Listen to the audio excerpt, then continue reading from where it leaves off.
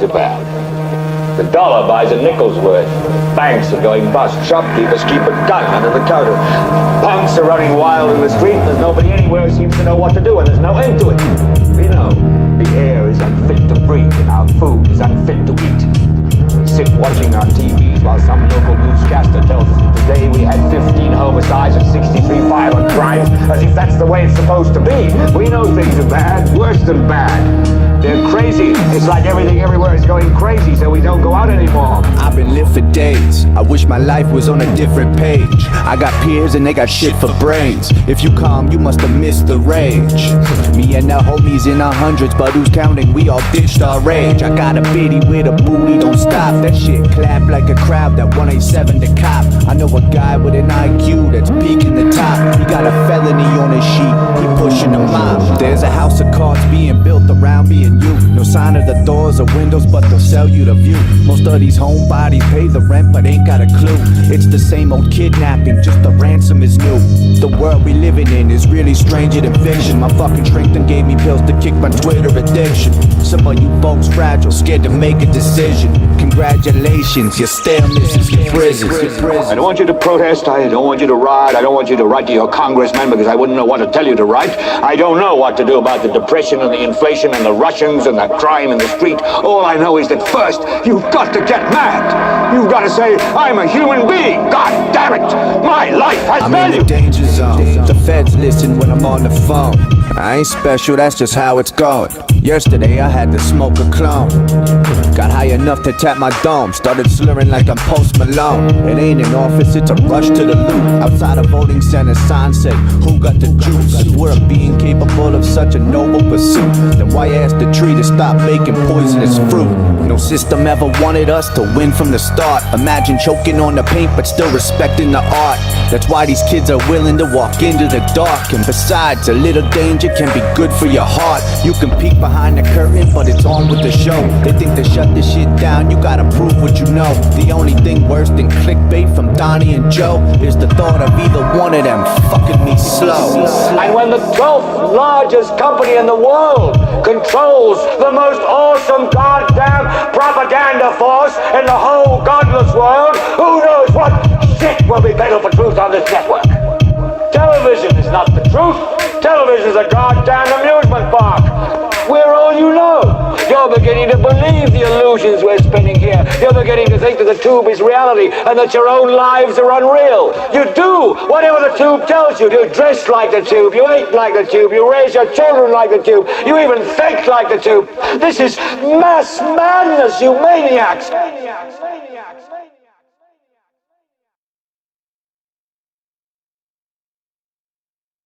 Good evening. I thought all my coughing was over, but a little bit was trying to come back. But it's all good. Man, I'll tell you, things are still accelerating. There were some really concerning things today. One in particular that was really unsettling. And I don't know exactly what the event was, but Pompeo spoke at it was the Ronald Reagan Institute, and I tell you what, without being a declaration of war, that was the closest damn thing to a declaration of war I've ever heard. And it was with China. So that might be something you might want to put in your cap. That's something that I've been talking about, and it's like I say, it's kind of crazy. I might see if I can find video of that. Before we go any further, I want to say happy birthday to the Marines. I couldn't tell you how many years this is. I've never served, but I have a brother that was a Marine, and I can actually say one of the scariest experiences that I've ever been through, personally, did involve the Marines, but it wasn't because I served, it was because he served. Yeah, it was a pretty traumatic experience. He was in the Marine Corps when the barracks in Beirut got bombed, and we didn't know for a couple of weeks whether or not he was alive, and he was like my best buddy, and that was massively traumatic to me. I can actually remember, and I think this may actually be the only time I'd ever done this in my entire life. I actually remember looking up one night. I was with the neighbor Steve, and we were out in front of his house, and I can remember looking up and seeing one sole star in the sky, and I wished on it, and I wished that my brother was okay, and fortunately he was. So, but yeah, that was quite a traumatic experience. But man, this Pompeo thing really concerns me. Let me move this a little bit and see if I can scare this up.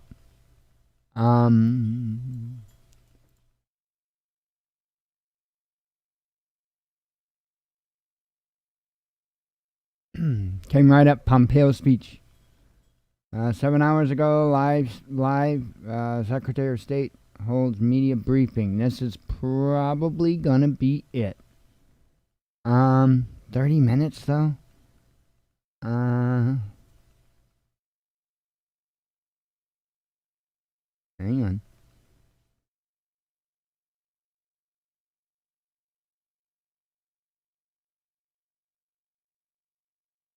Man, I didn't think it was 30 minutes.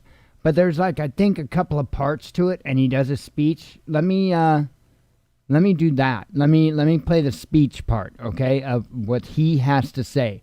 Now, I want to point out one thing, and I want to point out that he looks extremely, extremely uneasy in this video. So, let me just see here if...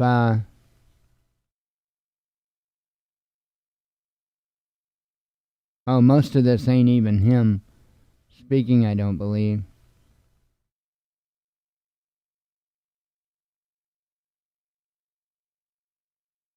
I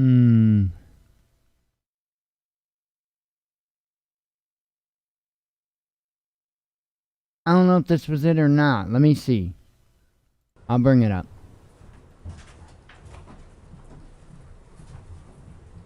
Southeast Asia a week or so ago, and then I'll be heading out again on Friday of this week, this time to France, to Turkey, to Georgia, Israel, Qatar, the UAE, and to Saudi Arabia. The conversations will differ, obviously, in each country, many different things to cover, but I'm sure many of them will focus on this administration's historic efforts to forge peace and cooperation throughout the Middle East. That leads me to my big theme today. The Trump administration has had enormous success in marshaling coalitions of like-minded nations for the good of America and for the entire world. As one example, just 3 weeks ago, we continued our unprecedented defense of the unborn by signing the Geneva Consensus Declaration alongside 32 other nations. I'm especially proud that we made religious freedom a top priority in the United States foreign policy for the first time in America's history. Our efforts are gaining momentum. Hang on, I found it. It's not this. Sorry.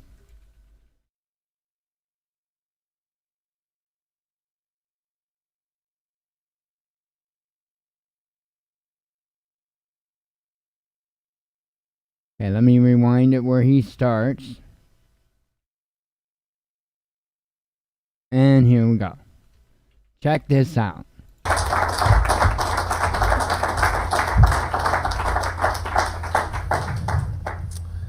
Well, good morning, everyone, and thanks, Roger. Thanks to you also, Ben, and all the Reagan Foundation trustees and the Institute staff for making this event possible. It's really special to be here today. I'm honored that you asked me to inaugurate this Center for Freedom and Democracy. See if I can't solve this feedback problem myself.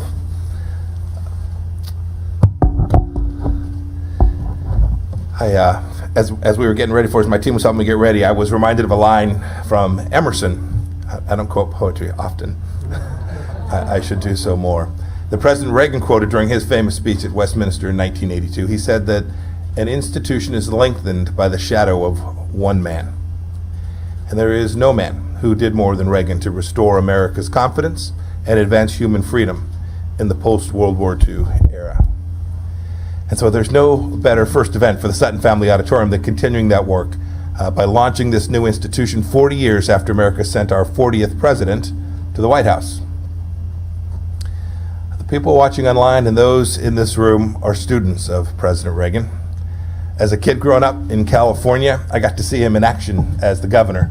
It was a very different California then. But it was a Ronald Reagan as governor who believed in the promise of America and of our people. He understood that no other nation under God was conceived in liberty quite like the way that we are. His deep, innate understanding of America as an exceptional place in the world gave him the strength to face down the Soviet scourge. He was confident. He was confident that every threat that he faced, and I must say, I am too. We have many threats today that remain, but I am equally confident that America will overcome any challenge, from communist China to the terrorist regime in Tehran, because that's what free people do. We come together, we solve problems, we win, they lose, and we execute our foreign policy confident that we are that shining city on a hill. And that's what I want to spend a few minutes talking about today. Look, I know you all believe in the promise of America's freedom. President Trump believes in it, I do too. Our nation's story isn't about dehumanizing critical theories. It's not about oppressors and oppressed. It's not about materialism or even that might makes right. It's about the reality that all men and women are made in the image of God, with certain inherent God-given rights just by virtue of our humanity. These truths in the Declaration really are indeed self-evident. Never before, in all of recorded history, was a nation founded on the premise that government's role is to protect those very rights, to secure them. And it's what makes us so special. It's what makes us so good. And it's what I get to see every day as I work with my team or travel around the world.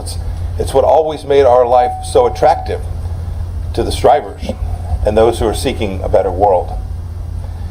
I must say, as I travel, you don't see individual families trying to migrate to Iran or to Russia or to Venezuela. Those countries offer abuse, not the opportunities that free nations can afford peoples. I've talked about American exceptionalism. I did so in Brussels, I did it in Cairo, I did it in Jakarta, and every opportunity that I've had in my public life. Sometimes it was met with a resounding thud as well. I've walked out of quiet rooms. But President Reagan talked about America's founding promise. He did it in the same way he did it every chance he got to. And at Westminster, he reminded the audience what kind of people they were. Free people, worthy of freedom, and determined to not only remain so, but to help others gain their freedoms as well. He, President Reagan, put his belief in freedom and the American promise at the very center of how he thought about foreign policy. And so is the Trump administration. It was a half dozen years after his Westminster address. President Reagan returned to England, and at Guildhall described how he had executed the vision he had outlined in 1982. He said his foreign policy had been one of strength and candor. And those principles have guided President Trump's foreign policy too. Take a look at the things that we have done so far. In the Middle East, American strength has replaced leading from behind. We destroyed the caliphate, the ISIS caliphate. We killed Baghdadi and Soleimani, and we have restored substantial deterrence. The effort against the Islamic Republic of Iran to put maximum pressure has denied Tehran and its terrorist proxies tens of billions of dollars. American diplomatic strength has made our relationships with our Gulf partners the closest that they have ever been.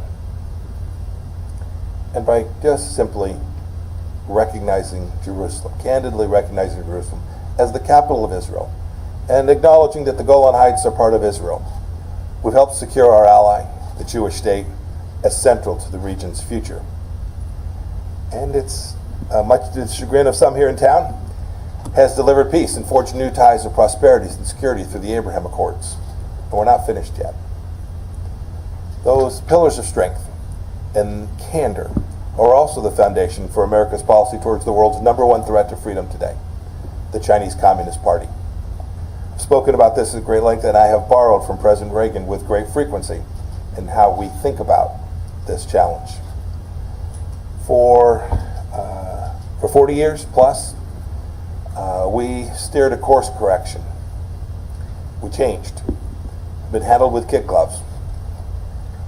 And we'd ignored all the contrary evidence that showed that the regime in Beijing really is troublesome. We showed what it is. It is authoritarian, it is brutish, and is antithetical to human dignity and freedom. And we've stated clearly and consistently that the United States-China relations will not be dictated by exceptions carved out by the party, but by the simple and powerful standards expected of any nation with aspirations to play a role on the global stage. That means what we've told our counterparts in China: accountability, transparency, reciprocity from Beijing. This is exactly what President Reagan demanded from Moscow. And it also means no more illegal claims in the South China Sea, no more coercion and co-optation of American businesses, no more consulates used as dens of spies, no more stealing of intellectual property, and no more ignoring fundamental human rights violations. And the party's atrocities in Xinjiang, Tibet, and elsewhere will not be tolerated. This challenge requires not only diplomatic effort, but military strength to keep the peace. So this administration has made historic investments to enhance our armed forces and to focus their efforts and bolster our primacy in the region. I've been the Secretary of State now for coming on 30 months. Travel the world talking to our friends and partners about the CCP's nature and its intentions. I've told them that the West is winning. I've reminded them that we will prevail. The good news is that the free world and sovereign nations are beginning to wake up. They are now rallying to this cause. You know, I'll often hear, we don't want to pick between the United States and China. I remind them that that's not the fight. The fight is between authoritarianism, barbarism on one side, and freedom on the other. And so we've begun to strengthen the institutions that can achieve this objective. From the Quad to ASEAN to NATO, we've woken them up to the threat posed by this Marxist-Leninist monster. The new and lasting consensus on the Chinese Communist Party is a historic result of America's strength and candor, precisely the traits that President Reagan spoke of. The fact, the urgency of this matter is now accepted all across the political spectrum, and it shows that the Trump administration has succeeded in making this important shift for American national security, and indeed for the freedoms of all humanity. It's an accomplishment that will steer a generation of American foreign policy makers. We should all approach this challenge, and indeed every challenge, confident in our nation's purpose, sure of our values, and determined to protect our way of life because we believe so deeply in America's promise. And just like President Reagan, we have every reason to be optimistic. America itself is a continent-wide reminder that freedom is the superior alternative to tyranny. If our policies aren't grounded in a love of America, in the knowledge that though we're flawed like every other country, that we are indeed an exceptional nation, our founding principles are unique, and our future promise is also special, then if we get that wrong, our nation will suffer. But if we get it right, our friends and allies will see America leading. And we will all emerge stronger, freer, and more confident, and we will face the China challenge. President Reagan knew this. Appeasement and blind engagement makes us weak. Beijing, Tehran, and other tyrannical regimes take advantage of weakness. We cannot afford to return to the days when America sacrificed its natural leadership to morally pliant multilateral institutions that in fact erode American sovereignty. These institutions are run by the same kind of little intellectual elite in a far distant capital that Reagan warned us about in his speech that he called A Time for Choosing. We can't sustain an empty dialogue with regimes that have no intention to forge peace or to respect the free and open order that we worked so diligently to build. President Reagan's life and his consistent moral clarity offer us incredibly valuable lessons. It was in 1952, near the start of the Cold War, that Ronald Reagan, an actor, went to Fulton, Missouri, middle America, not far from my home in Kansas. He went to where Churchill gave his Iron Curtain speech just a few years earlier. There he said, quote, "America is an idea that has been deep in the souls of man ever since man started his long trail from the swamps. It is nothing but the inherent love of freedom in each one of us." That idea of the inherent love of freedom led millions in Eastern Europe to tear down the Berlin Wall 31 years ago yesterday.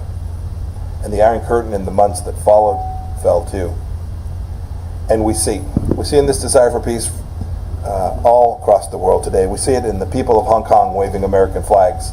We see it in the people of Venezuela tired of Nicolas Maduro's destructive regime. We see it in Nicaragua. We see Iranians and Belarusians all longing for this very human condition. It's within each of us. You know, America had debates about how to confront the Soviet threat. And we've debated and will continue to debate how to approach the China challenge. I think that's good. I think that's healthy in a democracy. But our true north, on which we must always return, our true north, a more perfect union and greater human freedom in the world, must remain. This place, this special place, the Reagan Institute, will play a key part in that. Today you are reaffirming America's belief in the great things at the heart of an amazing nation. And I'm glad too that you're focusing your work on that Westminster address where President Reagan spoke about fostering the infrastructure of democracy and leaving Soviet communism on the ash heap of history. Those remarks, they were early on in his presidency. It was bold, and what he says is true. It was grounded in America's first principles, but it was forward-looking and optimistic because Reagan knew those principles were right. This center will continue to march on. It will continue that march of freedom and democracy for the next generation, and you'll keep lengthening the shadow of a man who reminded Americans that we are in fact good, that we are in fact special, and that the world needs us to live up to our nation's providential promise. It is an amazing honor to be here as you're getting started in this new place. I look forward to following your work and taking some questions today. May God bless the United States of America. Thank you all.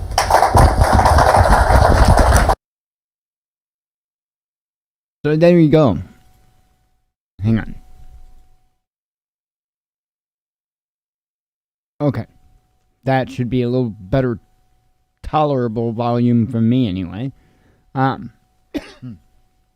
had to really crank the audio up on that for you to be able to hear it at roughly the same level. Anyway, yeah, that's, I didn't like that speech too well, because I felt there was a lot of hidden message there. We'll see, you know. January 20th is not that far off. Of course, we don't know what's going to happen with this election, you know. Those that count, and I don't mean those that count the ballots, I mean those that count in, I'm filling up my e-cig, those that count in reality, the ones that actually make the call, have not done so. And depending on which poll you bring up, Pennsylvania has been put back in the toss-up pile, at least last I knew. So, what's going to happen? I don't know. Could Trump turn around and pull this off? Absolutely. Absolutely he could. No doubt in my mind. You know? Georgia's going to be going through a mandatory recount. So if they if they find even this, because it was so close, okay? So you can imagine they're going to be going through those ballots in Georgia with a fine-tooth comb. And they find any bogus ballots from blue team, they're going to get tossed quickly. So I do suspect that Georgia will probably flip. Now, Pennsylvania, apparently there's something up there. I mean, clearly there's something. So, I mean, if it was pulled back, at least by some polls, and if it has never been, a victory has never been assigned by, like I say, those that matter, we're just in limbo. And we have to look at it at that point, or at that direction anyway, at this point. Don't know what's going to happen. We can all speculate, but the truth of the matter is we don't know. This video concerned me, this speech, because it does sound, in my opinion, very close to a declaration of war. He's laying out the groundwork as to the why. And we'll see what happens. I have a theory of what may transpire. And that theory would definitely line up with the word of the Bible. And I think that we only have to wait a little bit longer and we're going to see it start to unfold. We'll see. Man, I hope I'm wrong, because if I'm right, this isn't going to be good at all. Not even remotely.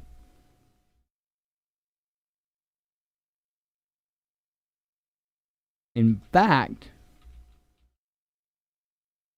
I could even possibly relate it to the beginning of tribulation.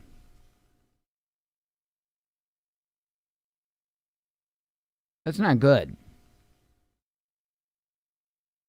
Famine, disease, war, nations rising up against nation. I know that goes into Revelations, but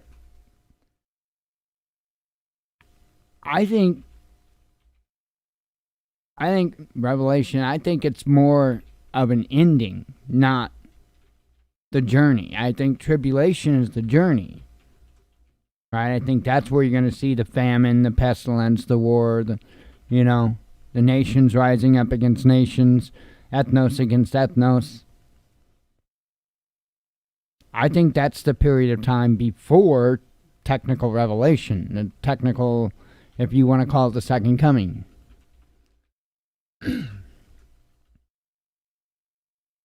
I think we might be on the cusp of it. I really do. Like I said, this makes sense. If he did that, okay. Let me throw the rest of the scenario out to you, because I haven't told you everything that's in my mind. I usually don't. So here's my theory. That maybe Trump's waiting it out to see what happens. Okay? To see if Giuliani and the rest of the team can do any good.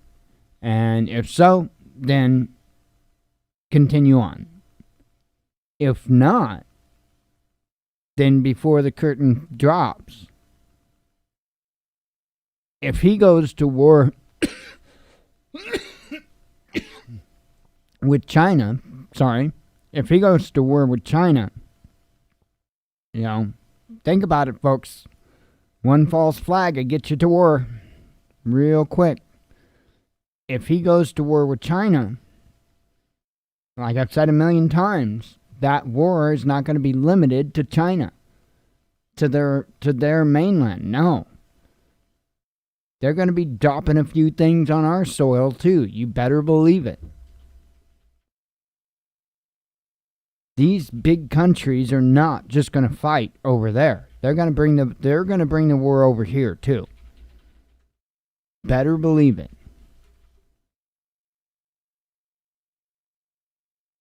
And then he can declare martial law. And he stays in power indefinitely. So chew on that for a little bit.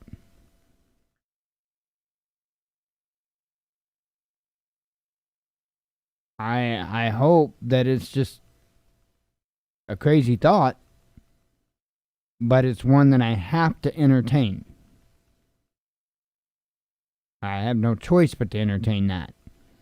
I mean, that's a very, very plausible scenario. We'll see. Trying to think if anything else stood out. Our town took another a bump in COVID cases. So I think 47 is what it went up.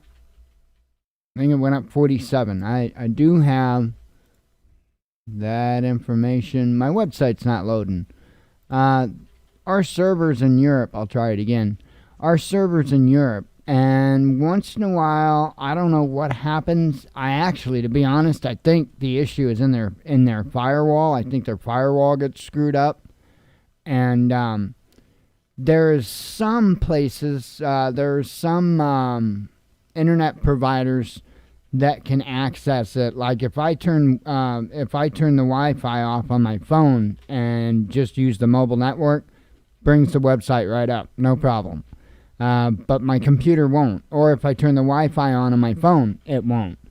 And it's not just my IP. I can go to proxy websites and not be able to bring it up either. So it's not a matter of just my IP or... This happens from time to time. I have no idea what the heck it is. But it is what it is. So anyway. So us here, our little bitty town...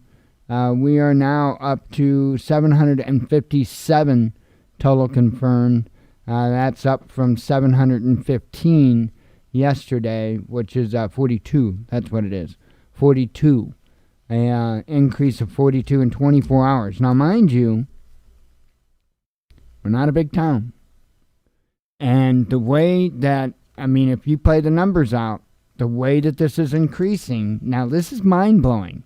The way that this is increasing inside of 2 weeks, roughly 10% or better of our town's population will have had COVID-19. That is how bad the outbreak is in our town right now. If you really want to look at it, look at the percentage, okay? And this hasn't been, we were at like 300 or something like that. Right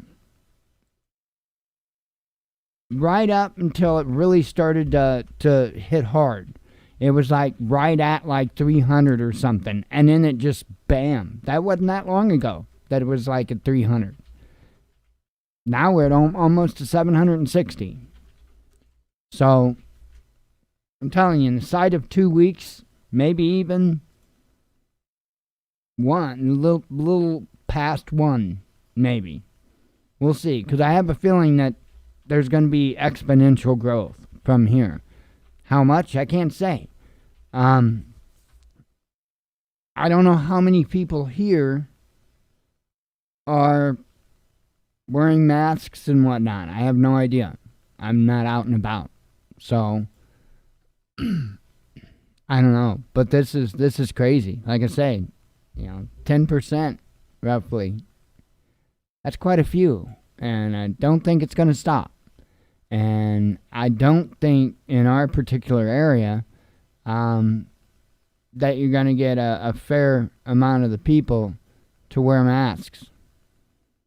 And I don't know how well it's going to turn out if they tell the businesses to close. Because, well, it's just this area. I don't know what to say. There's science behind this. And if folks can't tell at this point just how communicable this is, just how quickly it spreads, just by paying attention to the past month here in our town, I don't know what to tell folks. Don't know what to tell them. But it should be getting obvious. So,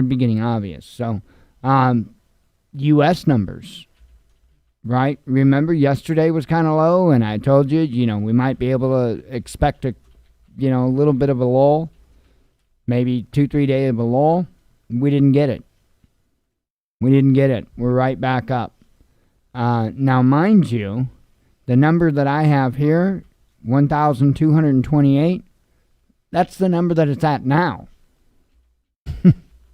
Remember, I told you sometime afternoon or so, they update this number and it starts over. So, I do believe this is after it started over. So, it will update again tomorrow, tomorrow morning. As far as I know, that number will be higher. We'll see. However, if we look at the graph for yesterday, 119,820 new cases, so that's spiking right back up. There's not really any of a lull, and you're going to see the fatal cases starting to take back off. There's 600 here, and of course you already know that tomorrow is going to be over 1,200. So no lull, except for 2 days. But one of those days there was a fair increase, another sharp increase. So we'll see. I really do think this is going to skyrocket. I really do. Hope I'm wrong. Peak Prosperity put out a good video. So, I would recommend that you check it out. Today, I believe it was. He put out a good one. So, let's see. Let me click refresh real quick over here. Nothing. Let me run through the normal stuff. I'll get into headlines and then we'll chit-chat a little bit. That'll help refresh me a little bit too, as far as different things that I might want to talk about after I read the headlines. So, 1 second, let me have a sip of coffee here. Or tea. I don't have coffee now. We did have it earlier, though. It's a bummer on their website.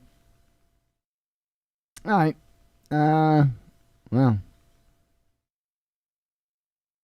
I'll skip that part of the normal stuff. It involves links on the website.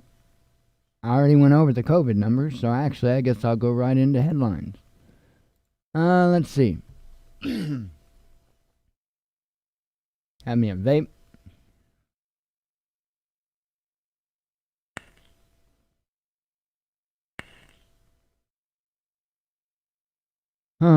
Fun.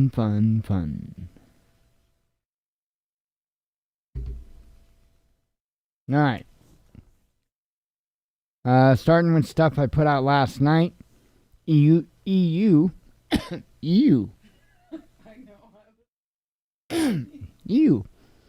EU molds Europe-wide. Yeah, I vaped a little much there. imam training body to crack down on ideology of hatred.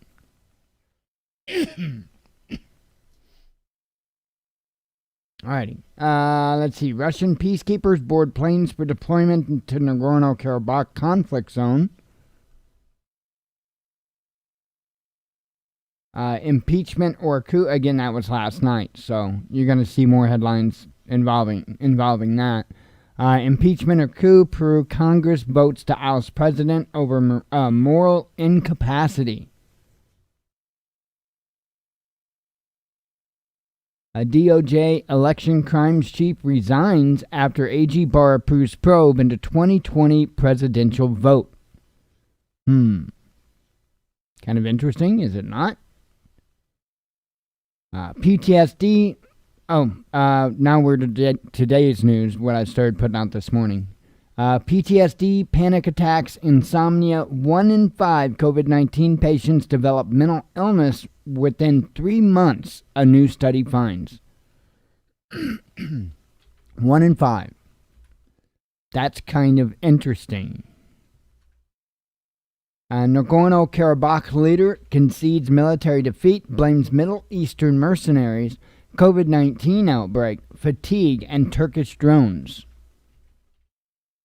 And Obama. Thanks, Obama. Britain could be ready to deploy a COVID-19 vaccine by December, says the UK Health Secretary. Together against ISIS, protesters denounce Islamic extremism and right-wing racism following terrorist attack in Vienna. U.S. dollar likely to weaken further if Biden becomes president, Citigroup warns.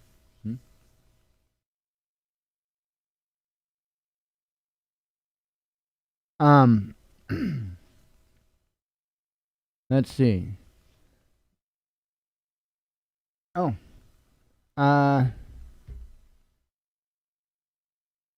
see. Iran's mega South Pars gas field nears completion. Russian peacekeeper moves towards Nagorno-Karabakh to observe truce. The army said to stop. Armenian PM Pashinyan, I can't say these names, claims controversial agreement with Baku was encouraged by his military. And I don't know what all that entails, but I don't know if his military said, hey man, I don't think we're going to be able to pull this off, or whatever.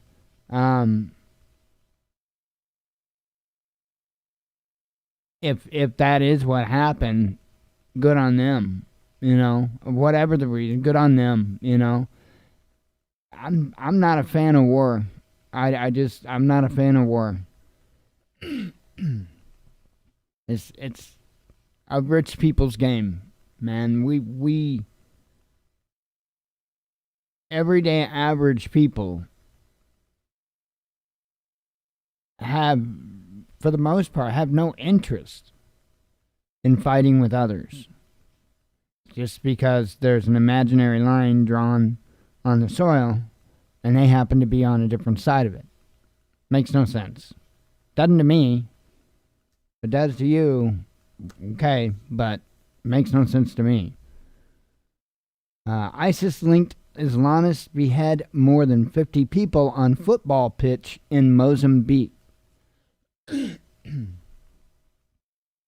UK House of Lords strikes down controversial parts of bill at center of dispute with EU, but government vows to push it through. A car bomb attack in northern Afghanistan kills 4 police, leaves at least 20 wounded. Beijing says serious adverse effect not related to Chinese COVID-19 vaccine after major incident halts Brazil trial. China's pork prices fall for first time in over a year as shortage eases. British scientists warn vaccine hesitancy threatens to undermine COVID response. And you're going to see a lot of that kind of pushing. Top Palestinian negotiator Saeb Erekat dies from COVID-19 complications at 65. Twitter testing feature to make it harder for users to like things it doesn't. Yeah, so I guess if Twitter doesn't like something, they're going to make it harder for you to like it. How do you like that? Pun intended. U.S. will see another financial crash if Biden is elected, says Max Kaiser. So, there's a lot of these banking cats that are saying that things aren't going to be too swell if Biden is the one that is actually put in. So, I would venture to say it isn't going to go too well either way. They might be able to lie about it a little longer with Trump. Safety, effectiveness, transparency, what we still don't know about the Pfizer vaccine. It was an article I shared. Figured it had pertinent information that people might want to read. Suicides in Japan rise to the highest level in 5 years amid coronavirus crisis. Last orders, nightlife in Moscow to close after 11 p.m. as COVID-19 cases spike in the Russian capital. Barcelona begins trial of 3 men accused of links to deadly 2017 van rampage. No U.S.-UK deal, period. Biden ally channels his Irish roots and slams UK's internal market bill. Maidengate, Twitter warriors allege U.S. election fraud committed by hijacking of changed names. Others label claim a conspiracy. Ukraine threatens sanctions as Nicaragua... I have such a problem saying that country. Nicaragua becomes first nation to open consulate in Crimea since it returned to Russia in 2014. UK's beleaguered vaccines chief accused of profiting from $65 million of taxpayers' money steered towards her venture firm. That was nice of her. Afghan security forces kill al-Qaeda leader and accuse Taliban of having protected him. More niceness. A Catholic Church, listen to this. This is right in the news. They're right in the news, right in your face, and you know what's going to be done about it? Nada. Not a damn thing. And it's one of the highest frustrating things ever to me. It just blows my mind. Catholic Church prioritized protecting its reputation over welfare of children abused by priests, says a UK inquiry. Now, it's not news to those that have paid attention. Nonetheless, when it's in the news, that's when it's time that things should be done. But once again, as we've had news article after news article after news article involving the pedophile church epidemic, nothing is done. They just shuffle them around. Here and there you might hear one. Here and there. Most of them just get shuffled around. Ongoing legal battle over 2005 UK police killing brings to light covert op to smear victim justice campaigns. EU goes after Amazon for breaching European antitrust rules. Trump looms behind Biden and British PM's congratulations to the presumed U.S. president. Literally. Yeah, it's kind of nuts. Legitimately observing protests, London reacts strongly as 2 UK diplomats kicked out of Belarus for destructive activities. Could Sochi be the new Miami? Scientist highlights disadvantages of global warming for famously chilly Russia. You mean pole shift? Hong Kong suspends extradition treaties for Netherlands and Ireland over their politicized actions. Get ready. Biden COVID-19 advisor pitches national lockdown and warns U.S. will be hitting 200,000 cases a day. You can bet on both of them, and it doesn't matter who you're calling your president. And I'll tell you what, there's a good chance it's going to happen under the one that is currently president. So we'll see. It ain't going to take that long to hit this 200,000 cases a day. I don't think so. I don't think it will. I don't know. 200,000 a day. It's a lot.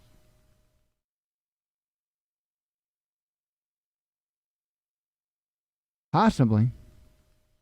Wow. That's insane. That's insane. See, UK expects countries to recognize it must stop its internal market being undermined, says PM's office. Paris prosecutor's office advances criminal investigation into alleged mismanagement of COVID-19 in France. Displaced Syrians settle in ancient Roman ruin instead of overcrowded refugee camps amid COVID-19 pandemic. WHO panel urges governments to share experience on effective fight against COVID-19. Netherlands to cull 48,000 chickens after another bird flu outbreak.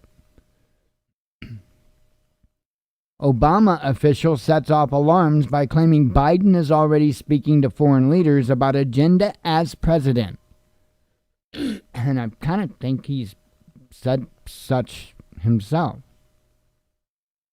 Let's see. New EU budget dismissed as Soros plan by Hungarian government spokesperson.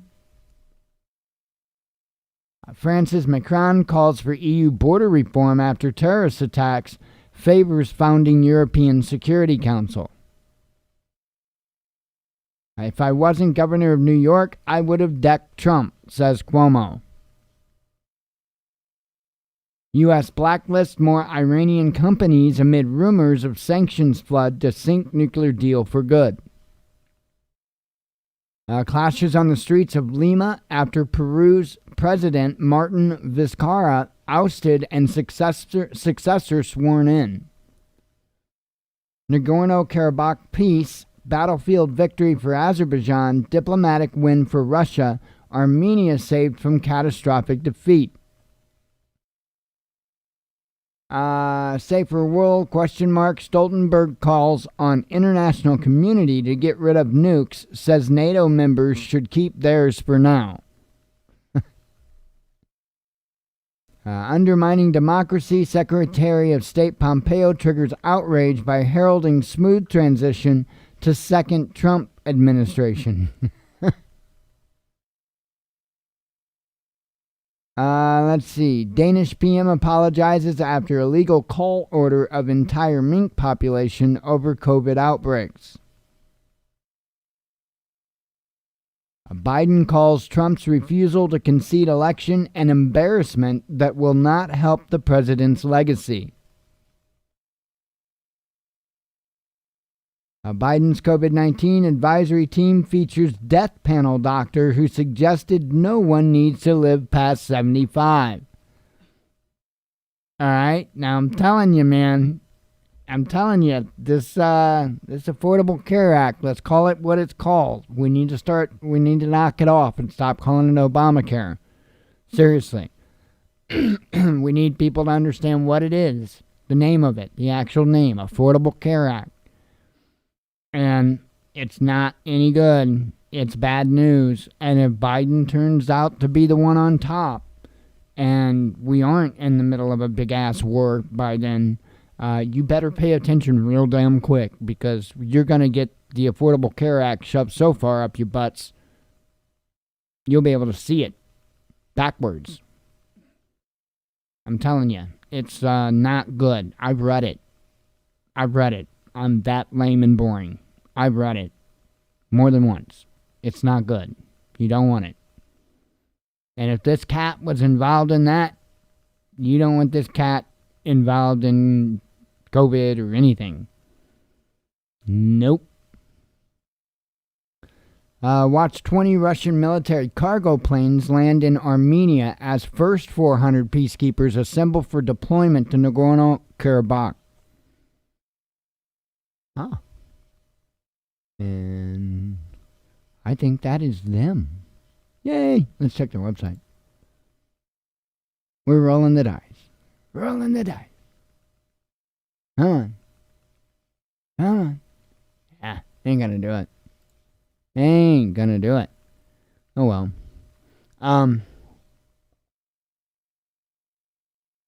Like I say, things are definitely accelerating. You have to be able to read the headlines and read between the lines, so to speak, at the same time. COVID restrictions are coming. COVID-19 is going to be an issue. We all know the election fiasco and the uncertainty that it entails.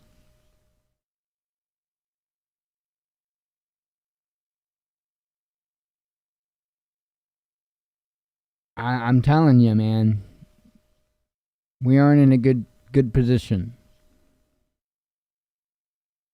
And I just continue to urge people to get ready the best you can. The best that you absolutely can. I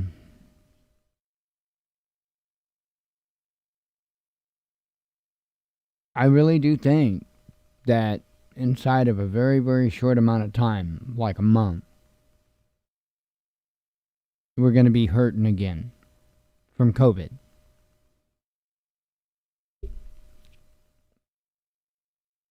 I think supply lines are going to be screwed up again, but this time worse.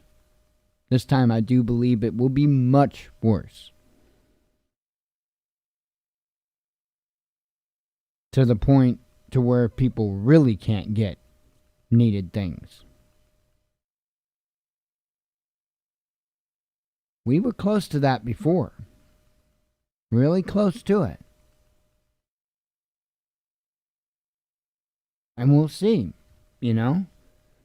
Remember this?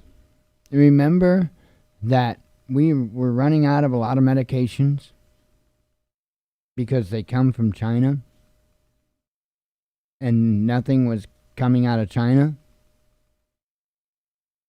Well, what happens if all of a sudden our trade relations are just completely cut off with China?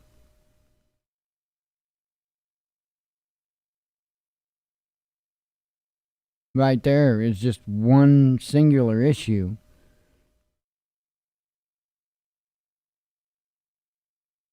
that's going to cause a lot of problems. I think we're going to war either way. I'd say it's a certainty we'd go to war with China if Trump's at the helm. Biden's at the helm. Who knows? But we'll be going to war with somebody because he's a warmonger.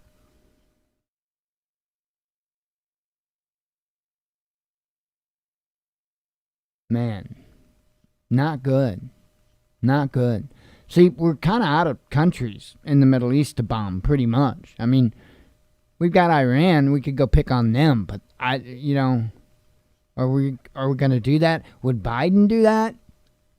No, I don't see it. I don't see Biden hitting Iran. Do you? I don't see Biden hitting Iran. Trump, I think he's more focused on China right now. I don't think he's paying attention to Iran. I think he wants Iran, and I think if it's up to him, he'll get Iran. But I think his attention right now is on China. I really do. I don't know, the video that I played earlier, that just chilled me. And I get what, I get in a sense why he made all the references to Reagan, because that was all a part of why he was even there speaking. I get that. But he kept taking that those things about Reagan and attaching them to what we are facing today with China. And if you don't know, if you're not old enough to know, or whatever the case may be, Ronald Reagan didn't take no shit. And this nation would be quite different today if the presidents after Ronald Reagan had a little bit of Ronald Reagan in them.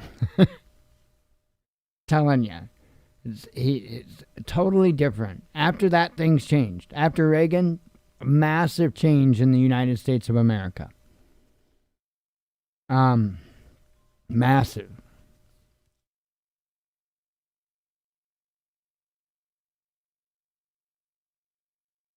So I found that interesting, how he crafted that speech, or how whoever crafted that speech. But it sounded so close to a declaration of war. You know, laying out your reasoning and, you know, all of that. So keep your eyes open. Keep your eyes open.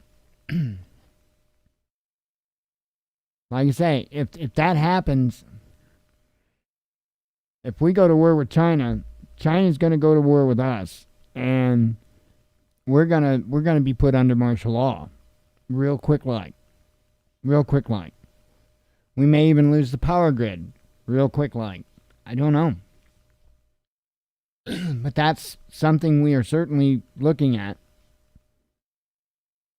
So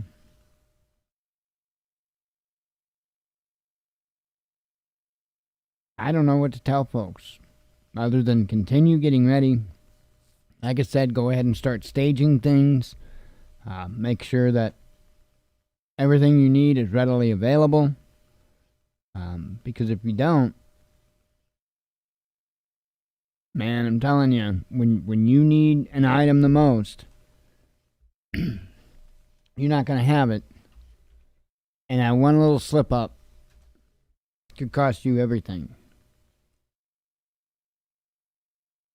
Think of a fire, right? If you've got a fire extinguisher, but you don't remember where it is, or it's under a bunch of stuff, or behind a bunch of stuff, or whatever, and you can't access it quickly, and a little fire starts, because they start little, right? Usually a fire starts little at some, initially it starts little, and, if you can get on that quick with a fire extinguisher, chances are, problem solved. But if you can't, because you don't remember where it was, or you can't locate it, or it's under a bunch of stuff, behind a bunch of whatever the case, depending on the situation of that fire, it could spread rather quickly. So that's the difference in having something staged, right? Having a fire extinguisher mounted on a cabinet in the kitchen, where it's real easy to grab, be able to extinguish your fire. There's a reason for that. Your likelihood of having a kitchen fire is there. So that's why the precaution, or the recommended precaution. So I know if you live where we're at and you rent, it's law that they have fire extinguisher in the kitchen. So, for a reason. That's the reason. Because that way you have it on hand. And if you do have a mishap, bam, you're good. No, you should be, right? You can be, depending on how well you're interested in being able to protect yourself. Because it's not real hard to use a fire extinguisher. But if you've never used one or messed with one, I would recommend you pick one up and you read the instructions on it before you ever have to need one, and fully understand how to use it and the technique, because that's highly important. right? Don't be shooting a fire extinguisher at the top of the flames. Shoot it at the base of the flames, right? That stuff is important because fire extinguisher doesn't have a whole lot in it, and so you have to make it count. That's important. You want to know these things beforehand. Worst time to learn how to fly a plane is when you're on the way down. So, again, I've talked about prepping and I understand what it is not to have money to prep because we usually don't. And it doesn't cost nothing but an internet connection and your time and attention to learn. Plain and simple. And that knowledge gonna be the closest thing to a best friend you're gonna have. Nothing else is gonna substitute it. Unless you just happen to have books or whatever. Guess what? That's still knowledge. It's just written. So that's what I've done because you can't know everything. And so I've collected a fair amount. There's a little over 1,000 books that I have on all kinds of different subjects. Everything from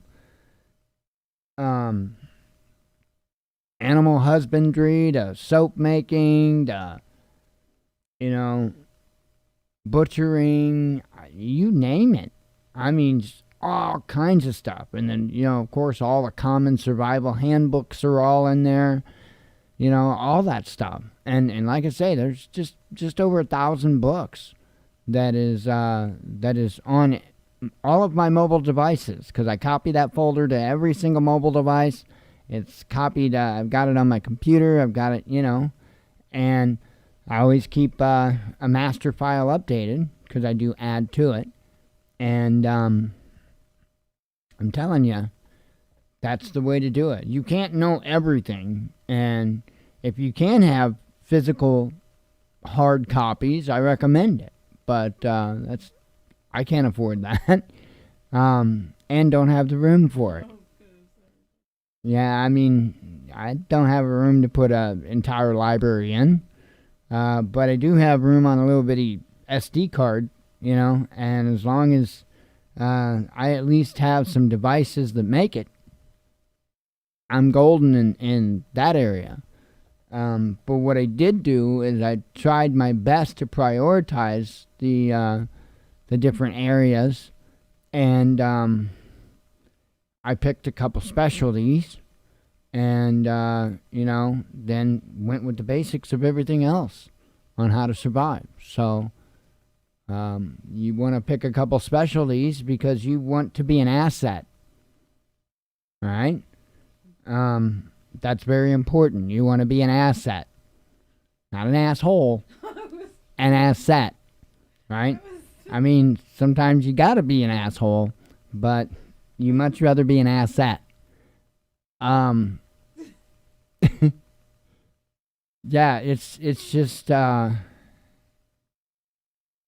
of those things. Knowledge doesn't cost you a dime, other than what you already have. If you're listening to me, you've got an internet connection. You're listening to me on YouTube. So, there you go. Google's not far away. You can find just about anything you need to know. And there's a lot that you need to know. And again, you can't know it all. So prioritize, right? Make sure that the basics are taken care of. And pick out a couple of specialties. A couple of things. And don't make medical a specialty unless you're really good at it. In other words, unless you're a surgeon, don't let medical be your specialty. You know why? Because there's a whole hell of a lot of medical people out there. That's not as much of an asset as what you think. Unless you work in some type of specialty in medicine or, you know what I mean? But if you're just a CNA or, sorry, there's going to be a lot of them. There's going to be a lot of them. Doesn't mean you're not needed. You're most certainly needed.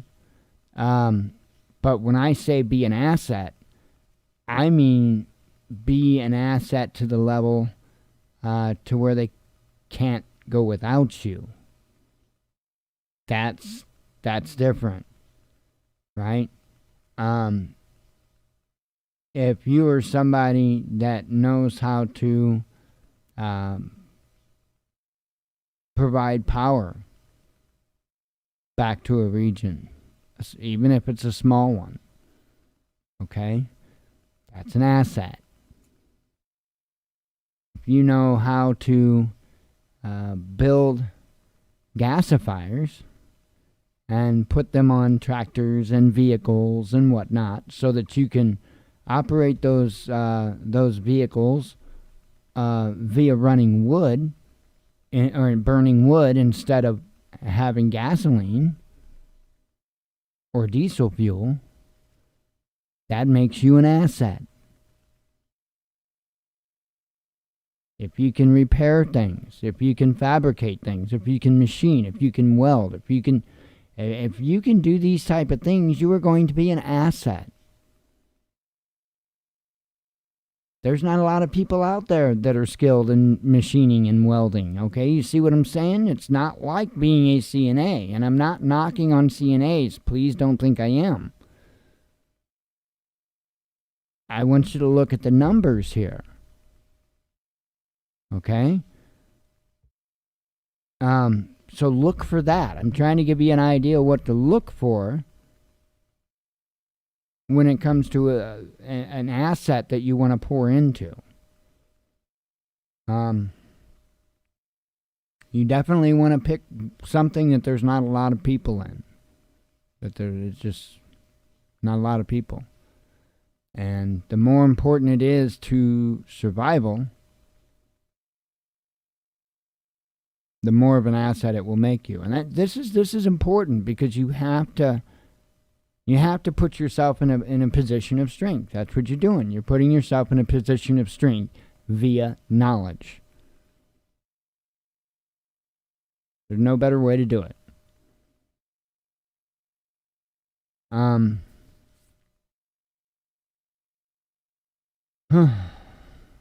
Try the website again. Why not? Watch the little spinny thing just spin. It'll probably work tomorrow when I get up. That's usually how it goes. It's usually down for about a day, and when I get up the next day, it's fine. Yeah, a sip of tea here.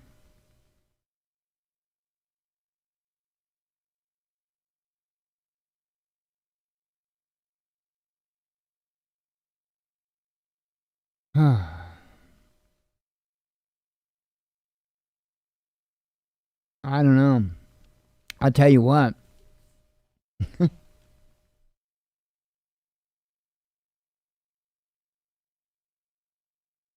It gets as the days go by, it definitely gets,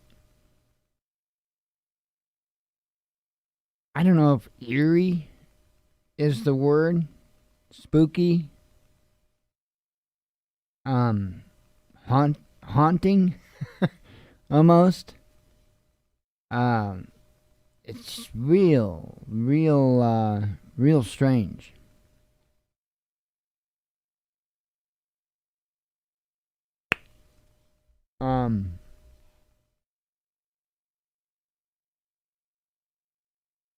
Trying to think if there's really anything else I have to talk about. I don't want to just sit here and stammer. And I don't know, I've pretty much covered everything. Like I say, continue to prep. Make sure you got things staged. And if you ain't got any money, learn. Plain and simple. That just takes time and internet connection. And it's the aside from worshiping the Father, it's the most important thing you can do. So anyway, I am going to get off of here. I appreciate everybody coming. God willing, we'll be back tomorrow. We'll do it again. another day. So keep your eyes open. Like I've said a million times, when SHTF really goes full force, it's going to do it quick. It's going to be quick. I don't think there's going to be a lot of time to go to stores and stuff like that. I think that's going to be an issue. So, anyway, hope everybody has a good night. God willing, we'll see you tomorrow. As always, God bless you. We love you. And be one with your spirit. Have a good night, folks.